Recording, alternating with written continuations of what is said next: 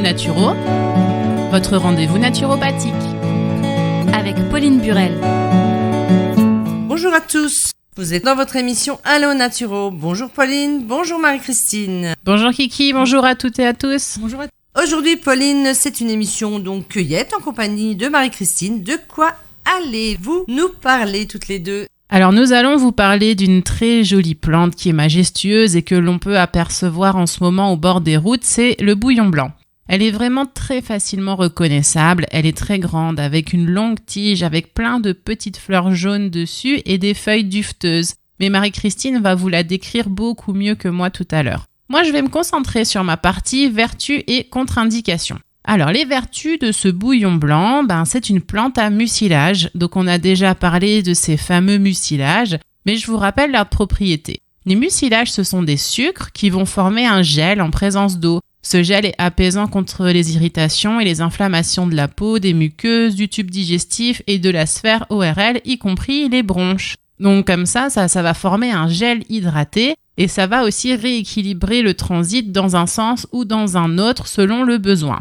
Il contient également des saponines qui sont anti-inflammatoires et des molécules iridoïdes qui ont un effet antalgique, donc contre la douleur. Il aurait aussi des propriétés antihistaminiques, donc pour diminuer les réactions allergiques grâce à ces flavonoïdes. En phytothérapie, on va utiliser les fleurs séchées, donc sans le petit calice vert qui les rattache à la tige. On va pouvoir faire du sirop. Et je laisse Marie-Christine vous en parler plus tard dans son émission. Et on peut faire tout simplement aussi des tisanes. Donc on compte 2 grammes de fleurs séchées par tasse d'eau bouillante et on laisse infuser 15 minutes à couvert. Donc c'est important pour que la tisane soit bien efficace. Et il faut boire au moins 3 tasses par jour. On l'utilise pour la toux, pour les douleurs digestives, diarrhée, constipation, pour les infections ORL, les inflammations, en bain de bouche, si on a des aphtes, etc. On peut aussi faire des macérats de fleurs séchées. Donc il suffit de cueillir les fleurs, on les laisse sécher quelques heures à une journée pour évacuer l'eau. Puis on les met dans de l'huile végétale, donc celle que vous avez chez vous, de l'huile d'olive par exemple. Et on laisse infuser plusieurs jours, puis on la filtre. Pour la garder plus longtemps, on prélève l'huile avec une pipette pour laisser au fond tous les résidus. Et on peut ajouter un peu de tocopherol, donc c'est la vitamine E pour la conservation. Le tocopherol, c'est un antioxydant. Après, on garde sa bouteille à l'abri du soleil et on applique sur la peau en cas d'engelure, d'eczéma, pour les irritations de la peau et pour aider à la cicatrisation. Il n'y a pas de contre-indication. Par contre, comme c'est uniquement basé sur des données empiriques, donc liées à l'utilisation traditionnelle de la plante, ça veut dire qu'on n'a pas d'études cliniques pour détailler l'efficacité ni la sécurité. Donc on ne va pas la donner aux enfants de moins de 12 ans, à la femme enceinte et à allaitante parce que on n'a pas assez de recul. Et toi, Marie-Christine, qu'as-tu à nous apprendre sur cette belle plante ? La plante majestueuse est une bisannuelle, donc qui peut atteindre jusque 2 mètres de haut. La langue alsacienne la caractérise bien. En effet, on la nomme Volblum ou fleur de laine, à juste titre, car ses feuilles douces comme du feutre ont des poils laineux. Au XVIIIe siècle, notre cher pasteur Oberlin parle d'elle comme d'une plante qui voyage. En effet, vous pouvez la voir au jardin et l'année d'après, plus du tout. Et d'un coup, la revoilà. Toutes les plantes ont des noms populaires. Celle-ci se nomme aussi le cierge de Notre-Dame ou cierge royal. Connais-tu quelques traditions anciennes liées à cette belle plante ? Oui, en effet, les Romains connaissaient bien cette plante et plongeaient la tige dans du suif pour s'en servir comme des torches, d'où le nom populaire qui est resté, candélaria ou chandelier. Les femmes s'éclaircissaient aussi les cheveux avec une infusion de fleurs. Les feuilles et fleurs séchées et fumées ont aussi servi de tabac. Et lors du Moyen-Âge, les moines cultivaient cette plante pour leur vertu pectorale, mais aussi pour éloigner les esprits malins et les démons. En début d'émission, donc, j'ai parlé du sirop et des infusions.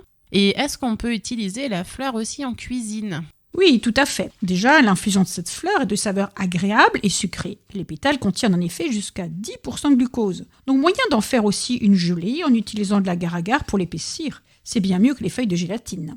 Ces fleurs ont un parfum de miel, bienvenu pour réaliser des sirops, des liqueurs pour notre santé, mais aussi pour agrémenter nos desserts. Hubert Metz du restaurant du Rosenberg à Rossheim les utilise en mariage avec l'ananas, la poire et le chocolat. Mais vous pouvez aussi les utiliser simplement en déco ou les rajouter dans une salade de fruits. On a de la chance d'avoir Marie-Christine dans les recettes tous les jeudis. Aurais-tu encore une recette tout simple à nous partager ? Oui, une recette de Daniel Zenner, notre cuisinier alsacien passionné par les plantes sauvages que j'aime beaucoup. Il propose des crêpes farcies au bouillon blanc. En voici la recette. Avec votre recette habituelle de crêpes, vous rajouterez 3 cuillères à soupe de sirop de bouillon blanc et quelques fleurs hachées. Pour la farce, mélangez 80 g de poudre d'amande, 110 g de beurre, 40 g de sirop de bouillon blanc, un peu de sel et des fleurs hachées. Vous étalez cette farce sur chaque crêpe, puis les pliez, saupoudrez d'un peu de sucre glace et vous pouvez encore, pour couronner le tout, le gratiner un peu au four. Et avant de servir, ajoutez une cuillère à soupe de sirop de bouillon blanc sur la crêpe. Ce fameux sirop qui est aussi un réconfort en cas de toux ou d'infection ORL. Nous sommes nombreux à nous souvenir de nos grands-mères qui nous donnaient ce sirop lors de nos visites dominicales, mais peut-être que nous n'avons pas tous noté la recette. Pourrais-tu nous la donner ? Oui, tout à fait, mais armez-vous de patience, il nécessite un peu de temps pour qu'il soit bien réussi et acquiert une superbe couleur jaune d'or. Ma belle-maman faisait un délicieux et de toute beauté, merci à nous en avoir si souvent concocté. Alors ce que je vous propose pour le réaliser, c'est d'écouter l'émission de jeudi dans la partie les recettes de Jardin Gribouille ou de l'écouter en podcast, donc l'émission du 5 septembre. Vous pourrez l'écouter en entier, en détail. Voilà, et je vous souhaite une bonne réalisation de cuisine avec le bouillon blanc et soignez-vous bien aussi en infusion, comme vous l'a suggéré Pauline. Merci beaucoup Pauline et Christine. On se retrouve bientôt pour une prochaine émission. Merci, bonne journée à toutes et à tous. Allo Naturo avec Pauline Burel, c'est tous les mardis à 13h sur RCB et sur www.radio-rcb.fr. RCB